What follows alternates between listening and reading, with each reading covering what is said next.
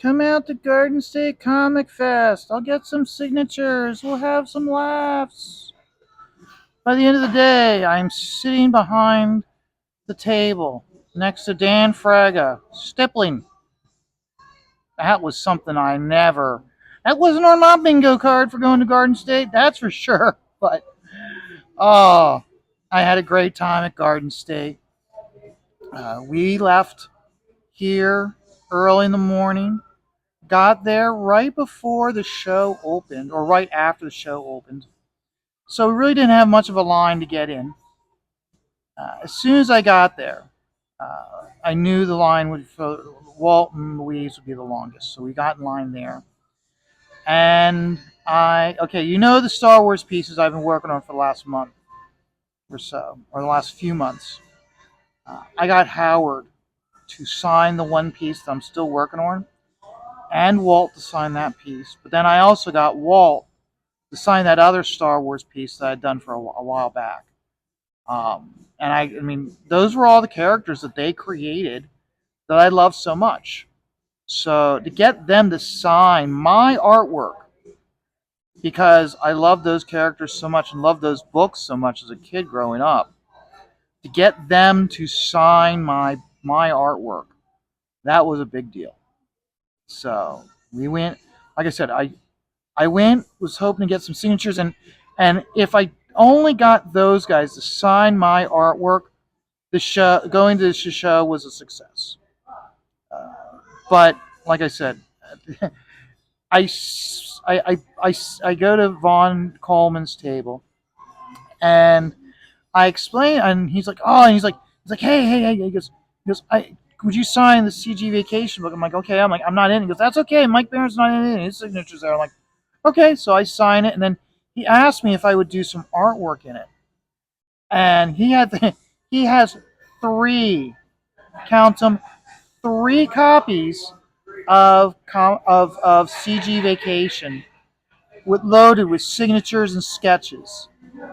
And so by the end of the day, he wanted me to, I'm like, yeah. And I said, let me get some signatures and I'll come back. And I thought about it while I was going around, talking to artists, getting signatures.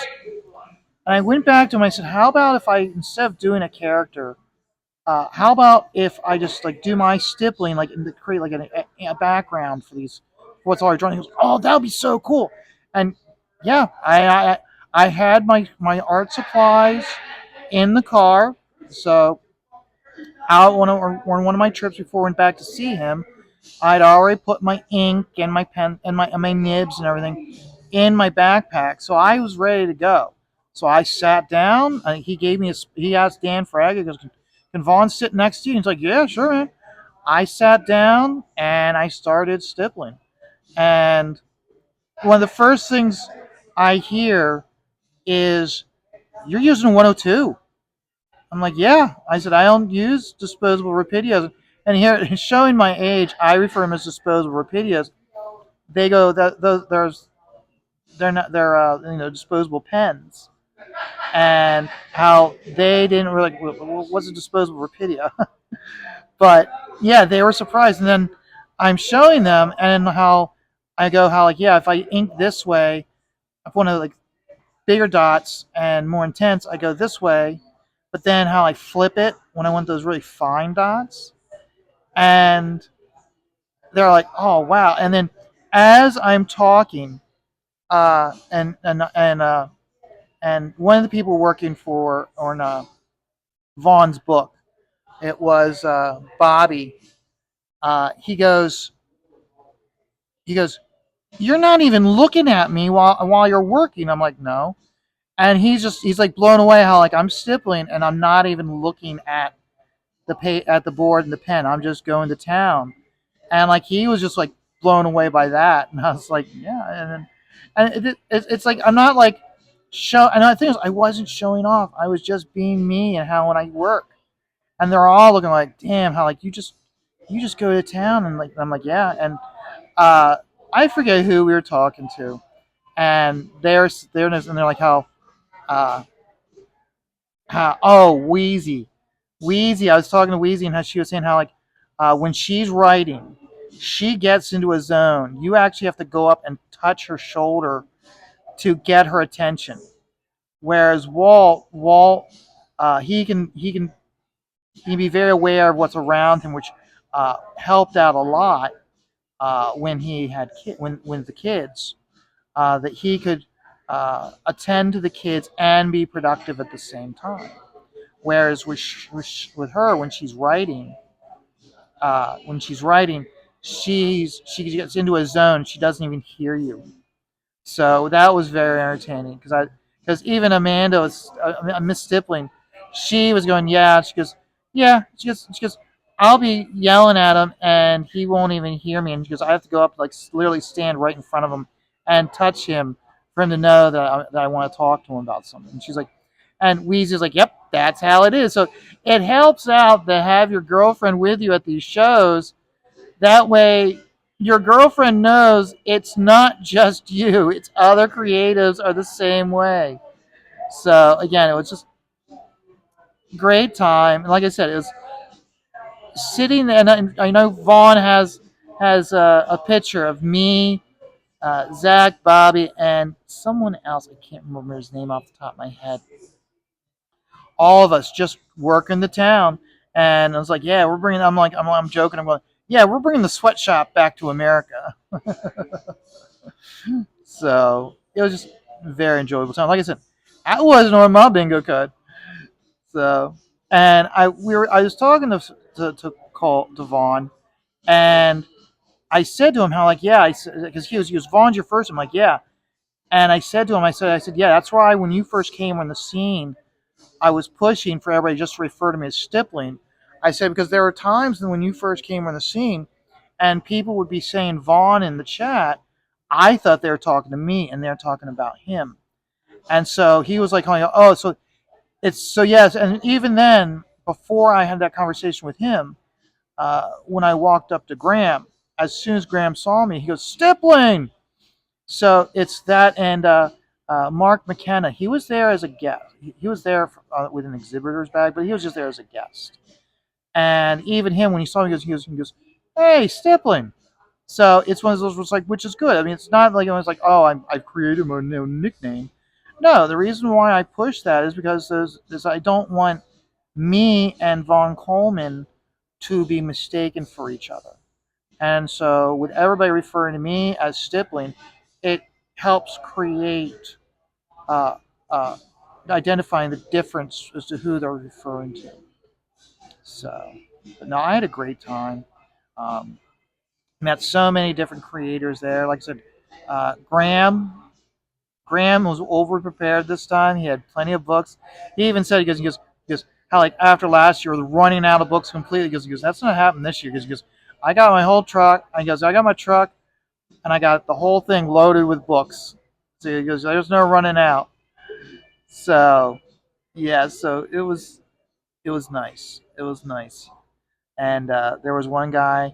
He wasn't sure if I guess he didn't know about Graham doing his crowdfunding, and so I was actually like pitching in about like trying to like yeah no this is this very good book you want to definitely want to get it and whatnot, and I even told Graham because you know Graham says he doesn't do tech, and I said to him I go Graham I said you can do tech I said because you can do Kirby I said if you and so I even I pulled out the Ghost of Matacumba Key and that bottom that one of those final pages where they go into the headquarters of A1A and how it's just this big just this big room of tech and everything and I go that was your I said that was right there that right there was the time when I said you could have done a double page spread with just Kirby tech. I said it would have worked perfectly. And he was like, yeah. He goes, but he said, this tech's just not my thing. And I go, you can do it if it's Kirby tech. I know you can. So I was with me just giving that like, hey, you can do it. I want to see you do it. So I hope you see. And I told him like when he was doing Monster Island, when he was doing like the headquarters monitoring room of Monster Island, how he did that was it. You could tell it was so expansive with the command days up top with a little pedestal, this disc, and then all the computer banks and people working below. I go, you can do it, man. I've tried to do that type of shot and I've not had the success that I wanted. And so, like I said, it's sometimes even these creators that enter so much time and so much of their career entertaining us, they sometimes need that little push. Like, no, no, no, you can do it. You can do it. So, but and then one nice thing was, you've seen me kind of working on that one Monster Island piece, and I showed it to him, and he seemed to be appreciative of it, and he was actually going to draw the one character that I'm still being quiet about, and I was kind of like, no, let me. Here's the thing. I thought about it. I was going to let him draw, and he actually flipped the page over, and was showing like where how he draw it, and I was thinking to myself, I was like, yeah, and I was like, and I said, let me think about it, and I got caught up and everything. But looking back on it, I'm kind of glad I didn't have him do the drawing himself because I want to prove. Because see, one thing about when you're drawing is there are times you have to be able to do a job or take a job where you need to uh, adapt your style to someone else's style. And I want to draw this one character as closely to how Graham does this character. So I'm going to do it myself, not because I don't want him to do it, but to prove to myself that I can do that. So I have the ability to draw that character as well as he does. So that's a challenge I placed upon myself. I hope I do succeed. So, but it's just not just. And then also one of the things that was cool was I was talking to Andy Smith and asking him if he gets notifications when I share his campaign in the description, and he was like, "Yeah, how are you doing that?" And I said, and I tell him how like I share the link in the description of the campaign. I said, then what I do then is I put the at and I put in the channel name, and he goes, "Oh, that's how this." So when you look at when you after this video, while during this video, look at the description.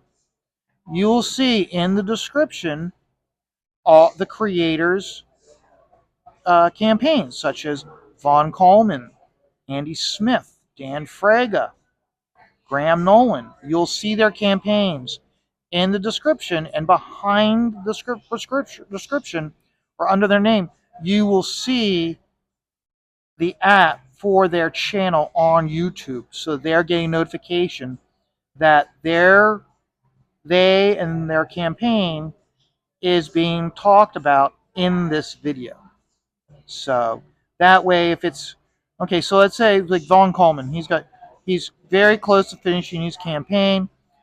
He's hoping to have the book completely done in like the next like 30 days. So if you share this video out and say, hey, his campaign's in the description. Anybody who views this video now, you have the ability to go to that video, go to that campaign, and check out the campaign. So it's my way of trying to help do that extra push to spread word of campaigns that I think you might want to check out. So because I usually it's not one of those where it's like I'm gonna like talk shit about someone and then because they're talking about shit about them and their campaign, I'm then going to include no if it's positive. Okay, for instance, like I said, I'm sitting next to Dan Fraga while he is uh, while he's working. And even he's looking over and going, "Whoa, that's how you're doing it." I'm like, "Yeah," and he's like, "Wow." I mean, so even getting like getting the being having impressing with what I'm doing with experienced artists that have a lot more experience with me, being impressed with me doing all this stippling. It's not necessarily it's not ego. It feels good. It feels very good. So, and then another fun thing was uh, I had my backpack for taking books get signed, and what I do is I'll have, let's say, I'll have like 3 artists, and I'll put their books in a Gemini mailer, and then have them sign it, put the books back in the Gemini mailer, and then I walk out to the car and swap their Gemini mailers out for other Gemini mailers. So I was out getting my stuff swapped, and who parks and hops out of his car? Cecil. So I'm just finishing up, getting swapping my stuff. He gets out of the car, and I can hear him. And I'm like, that's Cecil. And he was ways off, so it could have been anybody. I recognized his voice. So I look over and I go, about time you got here. So, but it was cool because I was the first one to see him. There wasn't a whole bunch of other people around, and I was able to say to him like, hey, thank you very much for everything you're doing to support Camelot with racing, and how I used to follow racing, and but now I'm back into it, specifically ARCA, because of Camelot and from the support he gets from Cecil. And even Cecil's like, I'm from Long Island, man. I don't know anything about this NASCAR stuff. And but no, it's and towards the end of the day, before going, I was speaking to him again, and I referred to him. I said, "Hey," I go, uh, with all this stupid fighting within the online community and this, that, and the other thing, I go, you get along with everybody, and I figured it out. Okay, Cecil is the Ferris Bueller of YouTube. He gets along with everybody. He can go on to any stream. He can be on a stream on 8 o'clock with one person, and then at 10 o'clock go into a stream with someone else that person at 8 o'clock is fighting with, and that person at 10 o'clock is getting along fine with him, and isn't like, oh my god, you were on with streaming with that person. How can I talk to you? No, and he just he gets along with everybody. Part of it is because it's like you just can't give a shit. So, and he's right. I know whenever I get like negative stuff on the internet, it's one of those, it's like, whatever, dude. I don't care. And so, but no, I Cecil is, in my opinion, he's the Ferris, he's the Bueller. He's the Ferris Bueller of not just Comicsgate, but just like YouTubing in general. Like I said, he can go into any show and get along with everybody. So, but no, it was a great time. Had a great time with the show, and and it was it was like the second week in a row of going to a show. Um, last week was Heroes Con.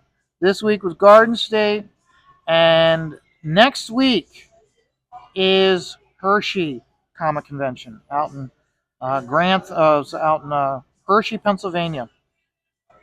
The sweetest con on earth. Yeah, no, it's the tagline for Hershey. The sweetest place on earth, son. But no, so that's gonna be 3 cons in a row that I'm going to. So I was like, well, this has never happened before. So, but no, I had a great time. Next week I'm gonna have a great time, even though it's a small show. But no, I had a great time.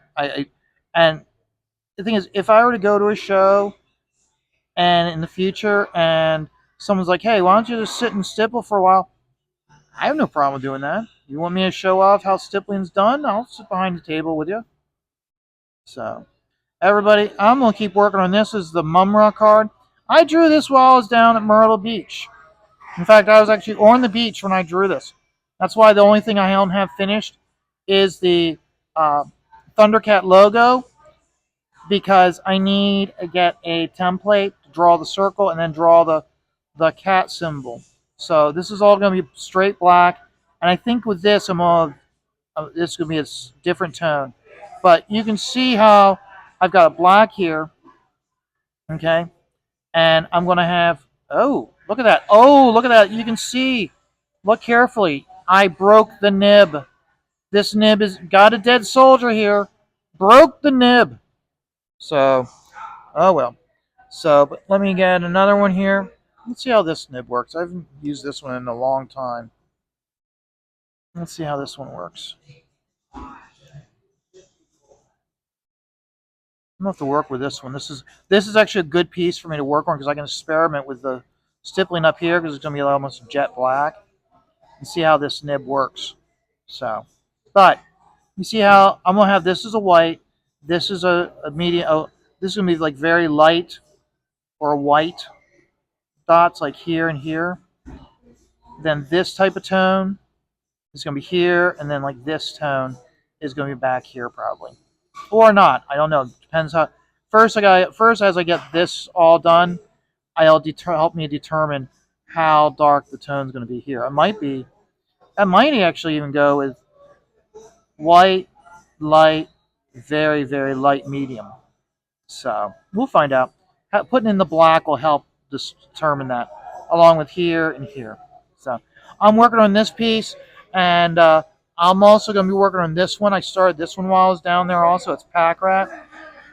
So we'll work on those. These are going to be available at Shay's Art Auction.